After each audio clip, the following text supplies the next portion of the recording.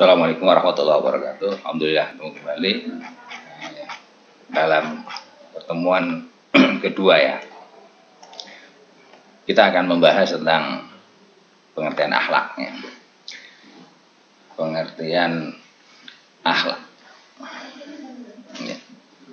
Akhlak secara etimologi. Akhlak secara etimologi berasal dari bahasa Arab dalam bentuk jamak ya. Akhlak bentuk jamak, kemudian berkaitan dengan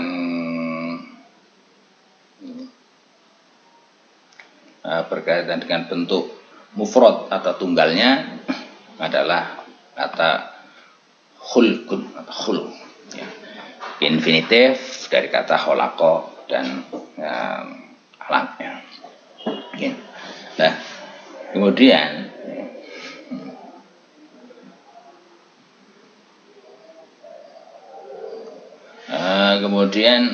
ya, secara etimologi akan dikupas mendalam ya, bahwa kata khuluq yang ini bentuk jamak, yang mana bentuk mufradnya atau bentuk tunggalnya adalah ya kholaqa ya luku khulqun, berkata fa'il madi kholaqa, yang bunyi nanti maknanya bermacam-macam ya, dalam bentuk infinitif, bentuk masdar nanti dengan cara bermacam-macam. Nanti yang pertama ada kata yang terdiri dari kata khuluqun.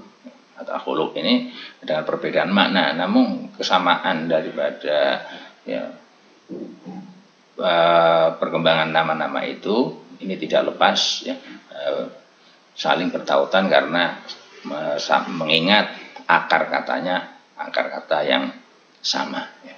Di antaranya adalah kata al-khalq yang artinya ciptaan ya, dalam bahasa Arab ya. Ini kata al-khalqu ya, berarti menciptakan sesuatu tanpa didahului oleh sebuah contoh, atau dengan kata lain menciptakan sesuatu dari benar-benar dari tidak ada ya, dari tidak ada.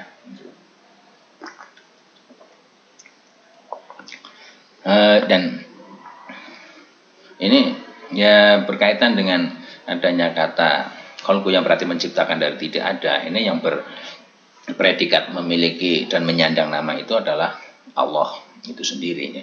Sehingga Allah disebut dengan al-khaliq atau al-khalq sebagaimana dijelaskan dalam Quran surat Al-Hasyr ayat 24 ya, wa huwal khaliqul bari'il musawwir. Kemudian sebagaimana digambarkan dalam surat Yasin ayat 81 yang berbunyi bala wa huwal khallaqul alim. Ini di samping itu masih ada arti lain. Yang pertama adalah kata al-khalaq yang berarti mereka-reka atau rekayasa. Ini sebagaimana digambarkan dalam surat Al-Mu'min ayat 14 fatabarakallahu ahsanul khaliqin. Yang diartikan Allah yang maha rekayasa. Kemudian digambarkan dalam surat Al-Qur'an Al-Ankabut ayat 17 yang berbunyi wa takhluquna ifka. Mereka kalian semua mereka suatu kebohongan. Nah, kemudian yang kedua kata al-khalq juga diartikan sebagai ad-din atau agama sebagaimana terlihat dalam surat An-Nisa ayat 119 ya falyughayyiru khalqallah, yang artinya mereka merubah-rubah agama Allah ya. Ini kedua. Yang ketiga nanti kata al-khaliq ya, yang dari susunan kha lam qaf ya, ini yang bermakna rusak atau sudah usang atau sudah rapuh ya. Oleh sebab itu seringkali dipakai dalam bahasa Arab memakaikan pakaian yang sudah rusak atau sudah rapuh.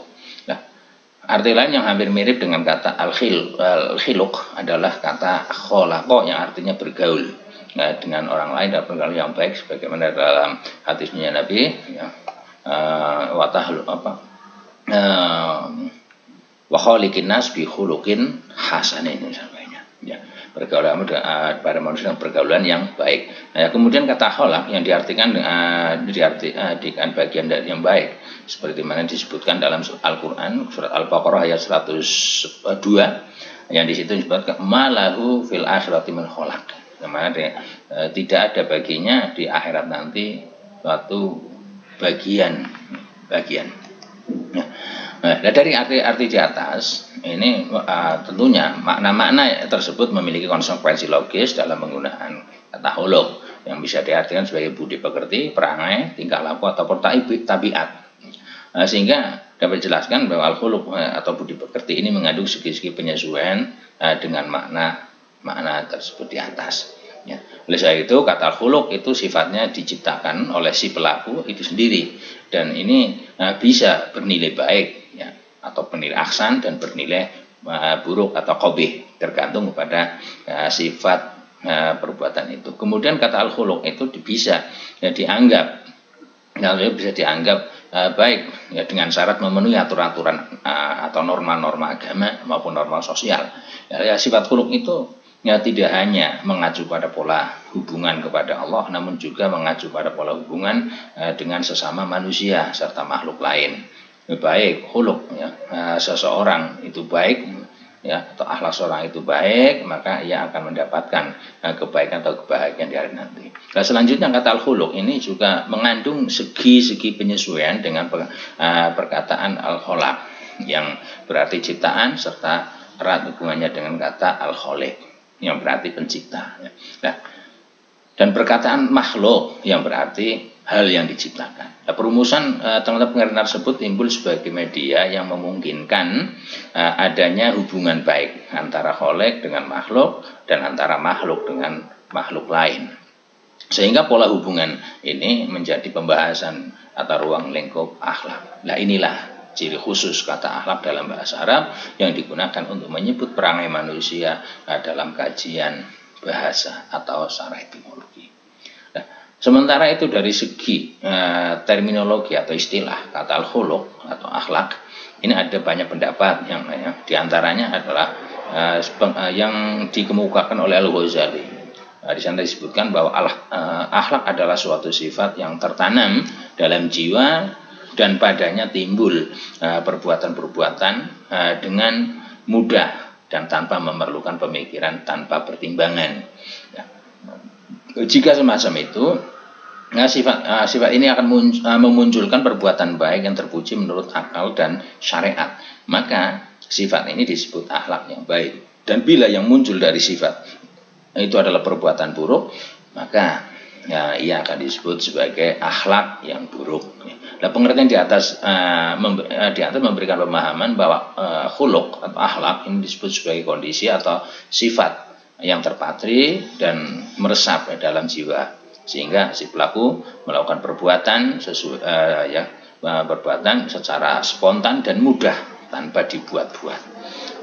Karena seandainya seseorang seandainya ada orang yang mendermakan hartanya dalam keadaan yang jarang sekali untuk dilakukan, mungkin karena terpaksa atau mencari muka misal.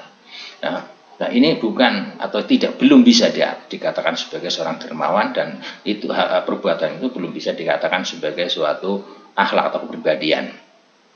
Sifat yang telah meresap dan terpatri dalam jiwa itu juga disyaratkan dapat menimbulkan perbuatan-perbuatan dengan mudah dan tanpa memerlukan pemikiran dan pertimbangan lagi.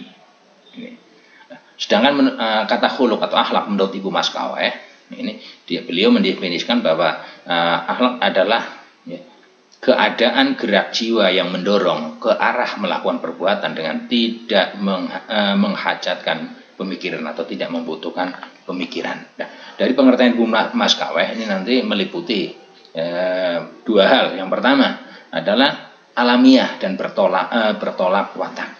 Seperti adanya orang yang mudah marah hanya karena masalah yang sangat sepele, atau tertawa berlebihan hanya karena suatu hal-hal yang biasa-biasa saja. Yang kedua tercipta melalui kebiasaan atau latihan. Dengan kata lain, akhlak kita ini bisa baik atau tidak, ini tergantung seberapa kita membiasakan dan seberapa latihan-latihan yang kita lakukan. Oleh sebab itu, kalau melihat yang kedua ini, maka pada awalnya keadaan tersebut terjadi karena dipertimbangkan dan dipikirkan, namun kemudian menjadi karakter yang melekat tanpa dipertimbangkan dan dipikirkan masa-masa. Jika demikian, maka dapat dikatakan bahwa akhlak ini merupakan manifestasi daripada iman, Islam, dan ihsan yang merupakan refleksi sifat jiwa secara spontan yang yang terpola dalam diri seseorang. sehingga ya, sehingga dapat melahirkan perilaku secara konsisten dan tidak tergantung pada pertimbangan berdasarkan interest tertentu. Nah, sifat dan jiwa yang melekat dalam diri seorang ini akan menjadi kepribadian yang utuh dan menyatu dalam diri orang tersebut, sehingga akhirnya akan tercermin melalui tingkah laku dalam kehidupan sehari-hari, bahkan akan menjadi adat kebiasaan di pelaku. Oleh karena itu, ya, secara singkat, misal Ahmad Amin mengatakan bahwa khuluq ialah membiasakan kehendak. Ini kata akhlak menurut Ahmad Amin adalah kehendak yang sudah terbiasa, kontinu, bisa karena tanpa sadar sudah terjadi kayak gitu. Nah, ini perlu adanya ngadah atau adanya kebiasaan. Nah, kebiasaan itu adalah perbuatan yang dilakukan berdasarkan kecenderungan hati yang selalu diulang-ulang tanpa pemikiran dan pertimbangan yang rumit. Pokoknya kita berpikir kayak gini, udah lakukan tanpa berpikir panjang dan tanpa banyak yang harus direnungkan dan diaplikasikan. Nah, sedangkan yang melakukan dengan irodah atau dengan keinginan, ya, ialah menangnya keinginan untuk melakukan sesuatu setelah mengalami bimbingan untuk menetapkan pilihan terbaik di antara beberapa alternatif. Nah, apabila irodah atau keinginan ini seiring terjadi pada diri seseorang, maka akan terbentuk pula pola yang baku, sehingga selanjutnya tidak lagi perlu untuk membuat pertimbangan, melainkan secara langsung, secara spontan melakukan tindakan yang sering dilaksanakan tersebut. Definisi terakhir ini, definisi terakhir adalah definisi yang bahwa akhlak adalah kebiasaan, ngadah, ya, yang sudah mentradisi pada seorang. Ini mengandung dua definisi di atas, ya, dengan penjelasan secara rinci tentang pembiasaan kehendak, di mana menurut Zaki Mubarak berkata bahwa arti kehendak adalah sesuatu yang membangkitkan, ya, sesuatu yang membangkitkan hati pada apa yang ia ketahui yang sesuai dengan tujuan, baik itu tujuan sementara ataupun tujuan yang akan datang, bahkan tujuan jangka panjang. Oke. Itu berkaitan pengertian. Oleh sebab itu kita kembali kepada masalah akhlak lagi, yang dibatasi sebagai suatu kondisi atau sifat yang tertanam dalam jiwa manusia. Nah, maka keadaan atau sifat ini bisa merupakan watak atau pembawaan sejak lahir, ya, seperti pemarah, penakut, mudah risau, pemberani, dermawan, dan lain sebagainya.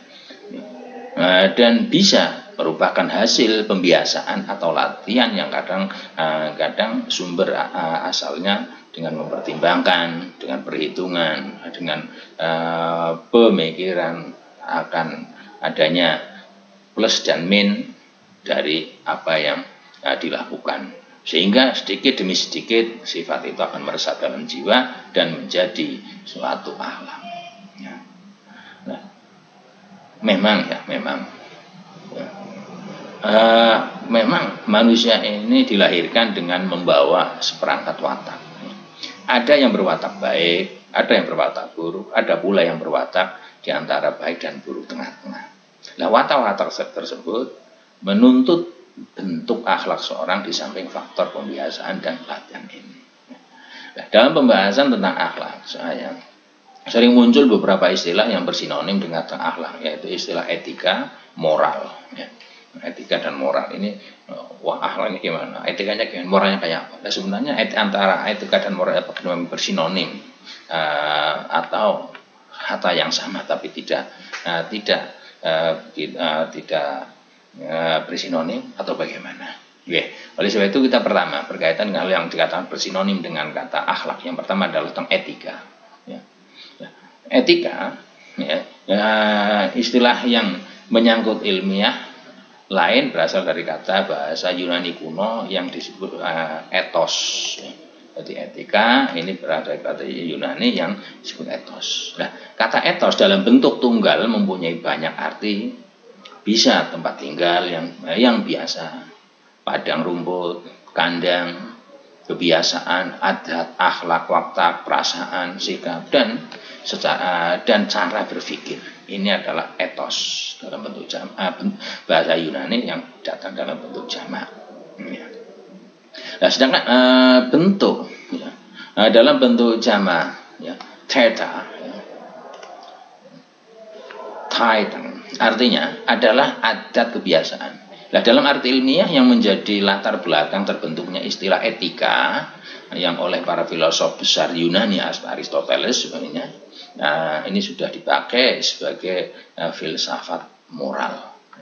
Nah, jika demikian, maka dalam Kamus Besar Bahasa Indonesia, etika dijelaskan dengan membedakan 3 arti pokok. Yang pertama, nilai mengenai benar dan salah yang dianut oleh suatu golongan atau masyarakat. Yang kedua adalah kumpulan asas atau nilai yang berkenan dengan akhlak. Yang ketiga itu adalah ilmu tentang apa yang baik dan apa yang buruk.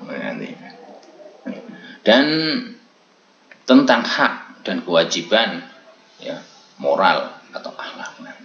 Dan yang ketiga, pengertian ini dapat dijelaskan secara unit, ya, beserta contoh-contohnya. Pertama, etika dipakai dalam arti nilai-nilai dan norma-norma moral yang menjadi pegangan bagi seorang atau masyarakat dalam mengatur tingkah laku. Ini pertama. Misal, etika Buddha, etika Islam, etika Nasrani, etika masyarakat, etika sosial, dan sebagainya. Nah, secara singkat, arti ini dapat dirumuskan sebagai sistem nilai. Ya. Ini yang pertama. Yang kedua, etika ini berarti kumpulan asas atau nilai moral. Nah, yang dimaksud di sini adalah kode etik. Kode etik. Misal, beberapa tahun yang lalu Departemen Kesehatan Republik Indonesia menerbitkan sebuah kode etik untuk seluruh rumah sakit di Indonesia yang diberi judul misal Etika Rumah Sakit Indonesia atau RSI misal, atau etika berkuliah, etika bekerja, dan sebagainya. Nah, yang ketiga nanti ada etika yang mempunyai arti sebagai ilmu tentang yang baik dan yang buruk. Nah, etika bisa dikatakan sebagai ilmu bila kemungkinan etis atau asas-asas yang asas dan nilai-nilai yang dianggap baik atau buruk yang begitu saja bisa terima dalam suatu masyarakat tanpa disadari menjadi bahan refleksi bagi semua penelitian sistematis dan metodis. Etika di sini maka sama artinya dengan filsafat moral. Nah, dalam pengertian ketiga ini umumnya didefinisikan etika, definisi etika diberikan. Nah, itu seringkali dengan kata lain bahwa etika adalah tentang filsafat moral, suatu refleksi dari suatu penelitian yang sistematis dan metodis. Berikut ini ada beberapa definisi tentang etika dalam pengertian pertama. Ya. Dalam pengertian pertama nanti. Ya, etika ini dalam pengertian pertama, etika yaitu nilai mengenai benar dan salah yang dianut suatu golongan dan masyarakat. Di dalam Newsmaster Scriptorial Encyclopedia dikatakan bahwa ethics is the science of moral psychology, philosophy, connected and wild fact, dan sebagainya. Ini nanti. Artinya apa? Dengan kata lain bahwa etika adalah ilmu tentang filsafat moral, ilmu tentang filsafat moral. Nanti filsafat tidak mengenai fakta, melainkan tentang nilai-nilai dan moral berkaitan dengan tindakan manusia. Dan juga melainkan pula dengan atau tentang idenya. Nah, sementara itu dalam Dictionary of Education disebut bahwa ethics the study of human behavior, not only find the truth of things as they are, but also quality into the world of goodness of human's action. Selanjutnya, Selanjutnya dirumuskan sebagai berikut. Ya, nanti yaitu the science of humans conducive and connected and with the state of publication. Ya. Nanti.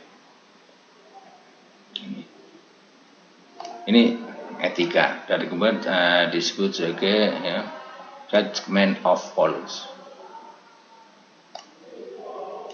Dengan kata lain ini aja, bahwa etika adalah ilmu, etika adalah ilmu tentang tingkah laku, ilmu tentang etika tentang tingkah laku manusia yang berkenaan dengan ketentuan tentang kewajiban yang menyangkut masalah kebenaran ataupun kesalahan atau juga keputusan, serta ketentuan tentang nilai yang menyangkut kebaikan maupun keburukan. Ya. Itu ada yang pertama. Yang kedua, definisi di atas mengarah pada pembahasan etika yang dalam pengertian ilmu yang menjadi topik pembahasan filsafat. Kalau di dalamnya objeknya mengandalkan kepada rasionalisasi akal pikiran, sehingga etika sebagai salah satu cabang filsafat yang memberikan tingkah laku manusia untuk menentukan nilai perubahan baik dan buruk, maka ukurannya adalah akal pikiran. Karena ini akal pikiran inilah yang kemudian juga menjadi titik tolak adanya filsafat. Atau dengan kata lain, nanti melalui akal orang dapat menentukan nilai baik dan buruknya perbuatan. Karena dia akan terjadi pemikiran rasionalisme. Oleh sebab itu dikatakan baik karena akal nanti menentukan baik atau sesuai dengan pertimbangan akal, dan sesuatu dianggap buruk karena akal menentukan itu buruk atau tidak sesuai dengan nilai akal, sehingga nanti apa yang dianggap buruk oleh akal yang nanti atau diakal oleh ngaklu salim, ma yastakbihul ngaklu salim, apa yang dinilai buruk oleh akal yang sehat pakai buruk pula, sehingga akal merupakan sumber dasar daripada etika. Nah, disinilah yang membedakan etika dengan yang lain, yaitu penekanannya adalah pada akal dan budi atau akal itu sendiri. Ya. Di sini berbeda dengan akhlak. Ya, nanti. Ya, sehingga merupakan akal ini nanti kemudian merupakan sumber dari akal ini kemudian menjadi sumber daripada etika itu sendiri. Ini ya. Ini. Dengan demikian tidak salah bila dirumuskan bahwa etika adalah ilmu yang menyelidiki mana yang baik dan mana yang buruk dengan memperhatikan amal perbuatan manusia sejauh mana yang diketahui oleh akal pikiran itu. Oleh istilah Jawa menggunakan misal akal. Kalau memang secara akal kita dicubit ini sakit, jangan dicubit karena akal tetap tidak setuju. Dan itulah kemudian menjadi etika kehidupan sehari-hari. Ya. Kalau ingin dihormati orang, hormati orang. Kalau ingin ditanya orang, bertanya pada orang sebaik. Ya. Nah, berdasarkan pengertian di atas, maka secara sederhana etika dapat digunakan dalam dua pengertian. Ya. Yaitu nanti pengertian secara empiris dan pengertian secara filosofis. Nah, pengertian empiris berkaitan dengan ya, etika. Pengertian empiris etika ini berdasarkan pada penelitian psikologis dan sosiologis tentang perbuatan manusia yang termotivasi oleh perasaan, kemauan, dan pengaruhnya terhadap orang lain. Ini nanti ketika etika ditinjau dari segi penelitian psikis atau sosiologi. Dan inilah yang bisa disebut sebagai etika praktis. Karena bisa diukur secara empiris, secara nyata, yang berhubungan dengan perilaku individu maupun kolektif. Nah, sedangkan pengertian etika secara pengertian filosofis ini merupakan hasil ya, kontemplasi tentang apa yang disebut baik maupun buruk, apa yang boleh dilakukan dan yang dilarang. Sehingga tujuannya adalah untuk menjelaskan norma-norma atau keputusan-keputusan perbuatan manusia tentang nilai-nilai moral. yang sering dianggap sebagai etika teoritis. Ya, etika dalam filsafat ini nanti kemudian dibatasi ya sebagai filsafat tentang moral. Nah, filsafat tentang moral adalah filsafat mengenai tentang kewajiban manusia, serta tentang apa yang baik dan apa yang buruk, sehingga ia akan berfungsi menjawab pertanyaan mengenai bagaimana hak orang yang mengharamkan orang lain tunduk terhadap suatu norma dan orang dapat menilai norma itu. Karena etika mempunyai sifat dasar kritis. Maka karena etika punya sifat dasar kritis, maka ia juga berfungsi untuk mempersoalkan norma yang berlaku. Etika dapat mengatur orang kepada kemampuan untuk bersikap kritis dan rasional, untuk membentuk pendapatnya sendiri dan bertindak sesuai dengan apa yang dipertanggungjawabkannya. Hal ini didukung oleh pendapat Franz Max Suseno, bahwa etika dapat menjadi alat pemikiran rasional dan bertanggung jawab bagi si ahli ilmu masyarakat, pendidikan, politikus, pengarang, serta bagi siapa saja yang tidak diombang-ambing oleh kegoncangan norma masyarakat sekarang ini. Nah, karena apa? Karena etika adalah pemikiran sistematis tentang moralitas. Nah, maka yang dihasilkan secara langsung bukanlah kebaikan, melainkan suatu pengertian yang lebih mendasar dan kritis. Dengan demikian, ya, sangat jelas bahwa etika sangat mendasarkan dirinya pada kemampuan akal pikiran dalam membentuk baik dan buruk. Dan tentunya jelas berbeda dengan istilah moral yang meskipun objek dan arti etimologinya sama. Yang kedua, hal yang sinonim dengan kata akhlak adalah moral. Ya.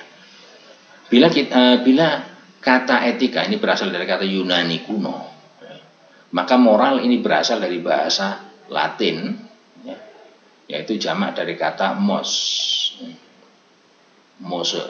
tulisannya, yang berarti adat kebiasaan moralnya. Ya. Nah, kedua istilah ini, yaitu kedua istilah antara moral dan etika, ini kadang-kadang digunakan dengan pengertian yang sama, karena memang istilah moral dapat disimpulkan bahwa artinya sama dengan etika dalam pengertian nilai-nilai dan norma yang menjadi pegangan bagi seorang atau suatu kelompok dalam suatu masyarakat dalam mengatur tingkah laku. Misalnya dikatakan bahwa perbuatan orang tidak bermoral.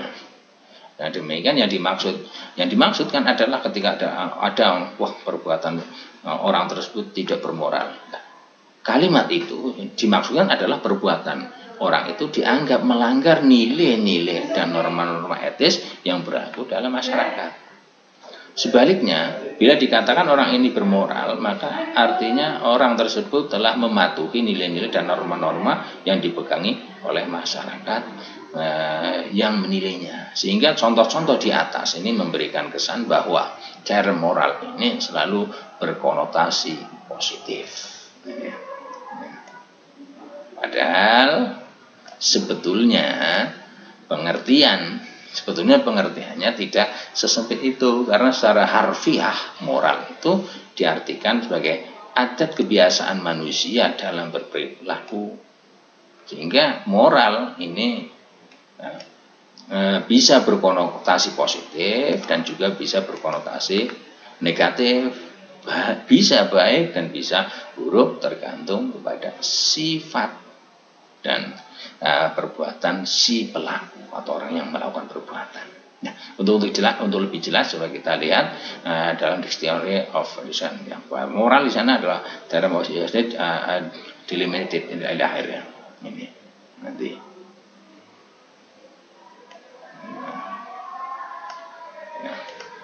Baik dan tidak, bodoh dan tidak, itu tergantung pada ukuran moral. Karena moral itu merupakan istilah yang digunakan untuk memberikan batasan ya, terhadap aktivitas manusia dengan nilai baik dan buruk. Berdasarkan pada aktivitas, benar atau salah ya. Maka moral ini lebih terlihat praktis daripada etika tadi. Dan moral ini juga merupakan penjabaran dari nilai yang diyakini sebagai suatu identitas yang memberikan corak khusus kepada kepada pola pemikiran, perasaan, keterikatan dan perilaku. Ya, maksudnya apa? Maksudnya bahwa istilah moral ya, ini membutuhkan tolak ukur yang digunakan, tolak yang jelas. Kalau dalam pembicaraan etika tadi, untuk menentukan nilai perbuatan manusia itu baik atau buruk, dengan tolak ukur akal pikiran. Nah, maka dalam pembahasan moral, tolak ukurnya adalah norma-norma yang hidup dalam masyarakat itu sendiri. Nah, itu sudah berbeda ya. Satu, kalau bisa kembali, tolak ukur dalam akhlak adalah perbuatan yang sudah tidak memerlukan banyak pertimbangan. Sudah les-les. Nah, kemudian kalau dalam etika, ini nanti adalah perbuatan yang benar dan buruk, baik benar dan salah, baik dan buruk ini dihitung menurut standar perhitungan akal.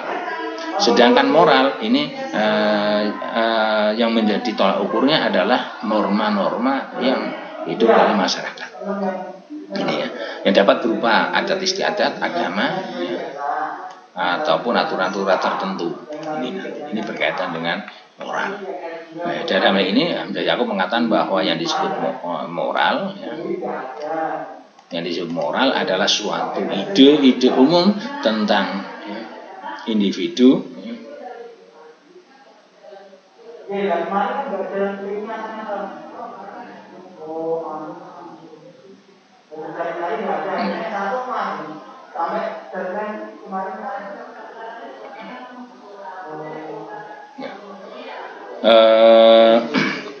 apa nanti ya? Ya nanti balik lagi. Jadi menurut Yakub ya,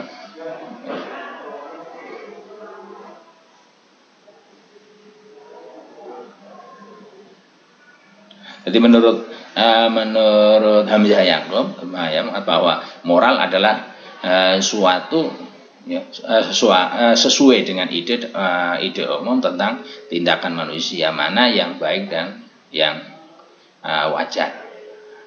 Nah, senada dengan Yakub secara detail dalam ensiklopedia pendidikan disebutkan bahwa moral adalah nilai dasar. Jadi moral adalah nilai dasar dalam masyarakat untuk memilih antara nilai hidup atau moral dan juga adat istiadat yang menjadi dasar untuk menunjukkan baik dan buruk. Ya. Nah, jika demikian, maka untuk mengukur tingkah laku manusia baik dan buruk, ini dapat dilihat dari penyesuaiannya dengan adat istiadat yang umum diterima masyarakat, yang meliputi kesatuan sosial dan lingkungan tertentu. Nah, karena itu dapat dikatakan bahwa baik dan buruk yang diberikan secara moral ini hanya bersifat lokal. Inilah yang membedakan antara etika dengan moral.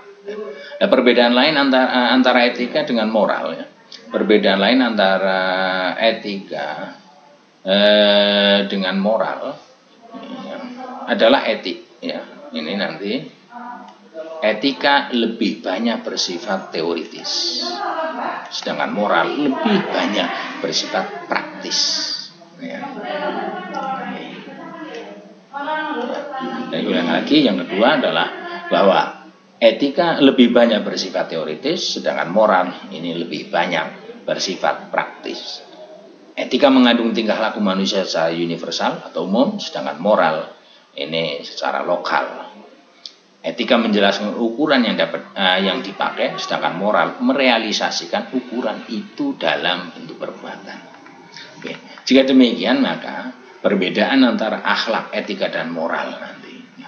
Istilah akhlak, istilah akhlak, etika, moral ini memang sering digunakan dalam konotasi yang sama dalam percakapan sehari-hari, sehingga seolah-olah ya tak ada bedanya.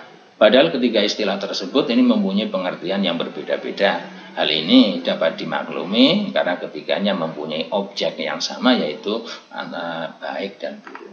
Namun demikian perlu dibedakan antara akhlak sebagai perilaku yang sudah dipaparkan dan akhlak sebagai ilmu. Kalau akhlak sebagai ilmu ini dapat dianalogkan ya dengan etika sebagai ilmu yang pembahasannya menjadi isu filsafat. Nah, salah satu pengertian ilmu filsafat yang mencakup yang cukup mewakili adalah ungkapan Ahmad Amin tadi yang mengatakan bahwa ilmu akhlak adalah ilmu yang menjelaskan arti baik dan buruk. Ya, nanti. Ya. Menerangkan apa yang seharusnya dilakukan oleh seorang kepada orang lain, menyatakan tujuan yang harus dituju oleh manusia di dalam perbuatan mereka, dan menunjukkan jalan melakukan apa-apa yang harus diperbuat. Nah, pengertian hampir tidak ada bedanya dengan pengertian etika, sehingga kadang-kadang disamakan antara ilmu akhlak dengan ilmu etika. Namun jika diteliti secara seksama, maka sebenarnya antara keduanya memiliki segi-segi perbedaan. Ya, sedangkan perbedaan etika dan moral ini yang membedakannya adalah pada tolak ukur. Jika etika untuk menentukan nilai perbuatan manusia baik dan buruk, tolak ukurnya adalah akal pikiran, dan dalam bahasan moral tolak ukurnya adalah norma-norma yang hidup dalam masyarakat, yang dapat berupa adat istiadat agama ataupun aturan-aturan tertentu. Inilah pengertian. Inti pengertian di atas adalah harus ada seperangkat nilai yang mengantar manusia untuk berbuat sesuatu untuk mencapai tujuan, yaitu kebaikan tertinggi, dan yang dalam teori etika tolak ukurnya adalah akal pikiran secara universal tanpa memandang ia hidup di mana dan kapan, serta memeluk agama. Sedangkan dalam akhlak dalam hal ini adalah akhlak Islam merupakan seperangkat nilai untuk menentukan baik dan buruk tolak ukur, yang tolak ukurnya adalah Al-Quran dan hadis. Bagi umat Islam, Al-Quran dan Sunnah merupakan way of life untuk mengatur segala perilaku, perilakunya, sehingga segala perilakunya tidak boleh lepas dari keduanya. Hal ini tidak berarti manusia tidak bebas memilih yang dalam pembahasan akhlak atau etika merupakan unsur utama yang harus dipertimbangkan, karena suatu perbuatan dapat dinilai, itu harus ada kebebasan. Namun seseorang yang sudah menentukan pilihannya untuk menentukan Islam, yang artinya berserah diri dan tunduk pada kemauan Allah, akan terkait pada sistem nilai-nilai Islam. Sebaliknya, bila seseorang menentukan pilihannya pada yang lainnya, ia akan terikat dengan sistem nilai-nilai lain, karena tak ada konsep bebas yang mutlak kecuali hanya milik Allah yang tak terikat ruang dan waktu. Dengan demikian dapat dinyatakan bahwa akhlak Islam adalah sistem nilai yang mengatur pola dan pola sikap dan tindakan manusia di atas bumi. Sistem nilai yang dimaksud adalah ajaran Islam dengan Al-Quran dan hadisnya sebagai sumber nilai serta ijtihad sebagai metode berpikirnya. Pola sikap dan tindakan yang dimaksud mencakup pola hubungan dengan Allah, sesama manusia, termasuk dengan dirinya sendiri dan alam. Hablu minallah, hablu minan nas, dan hablu minal alamin. Pola hubungan dalam akhlak Islam ini saling berhubungan sehingga orang dapat dikatakan berakhlak mulia apabila ia baik hubungannya dengan Allah, dengan sesama manusia maupun dengan makhluk yang lain. Itu sekilas tentang berkaitan tentang pengertian moral, moral nanti. Sekarang ruang lingkup akhlak. Dalam membahas persoalan ruang lingkup akhlak, Kahar Masyhur ini menyebutkan bahwa ruang lingkup akhlak ini meliputi bagaimana seharusnya seseorang bersikap terhadap penciptanya, terhadap sesama manusia, serta bersikap terhadap diri sendiri, terhadap keluarga, terhadap masyarakat. Di samping itu juga meliputi bagaimana seharusnya ya manusia ini bersikap terhadap makhluk lain seperti terhadap malaikat, jin, iblis, hewan, tumbuh-tumbuhan dan sebagainya. Sedangkan Ahmad Azhar Bashir menyebutkan cakupan akhlak meliputi semua aspek kehidupan manusia sesuai dengan kedudukannya sebagai makhluk individu, sebagai makhluk sosial, sebagai makhluk penghuni yang memperoleh bahan kehidupan dari alam. Sebagai makhluk ciptakan Allah dengan kata lain, akhlak meliputi akhlak pribadi, akhlak keluarga, akhlak sosial, akhlak politik, akhlak jabatan, akhlak terhadap Allah dan akhlak terhadap alam. Nah, dalam Islam akhlak atau perilaku manusia tidak dibatasi pada perilaku sosial, namun juga menyangkut kepada seluruh ruang lingkup kehidupan manusia. Oleh karena itu, konsep akhlak Islam mengatur pola kehidupan manusia yang meliputi hubungan antara manusia dengan Allah seperti akhlak terhadap Tuhan, hubungan manusia dengan sama manusia, dan hubungan manusia dengan makhluk lain atau dengan alam. Nah, hubungan manusia dengan sesama meliputi hubungan seseorang terhadap keluarganya maupun hubungan seseorang terhadap masyarakat.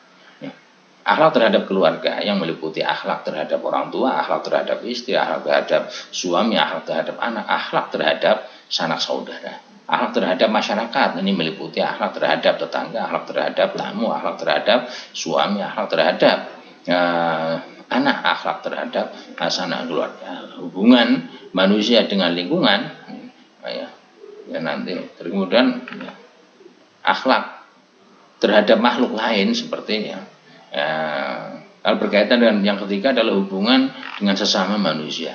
Akhlaknya terhadap makhluk lain seperti akhlak terhadap binatang, akhlak terhadap tumbuh-tumbuhan, akhlak terhadap alam sekitar dan sebagainya. Yang terakhir adalah akhlak terhadap diri sendiri.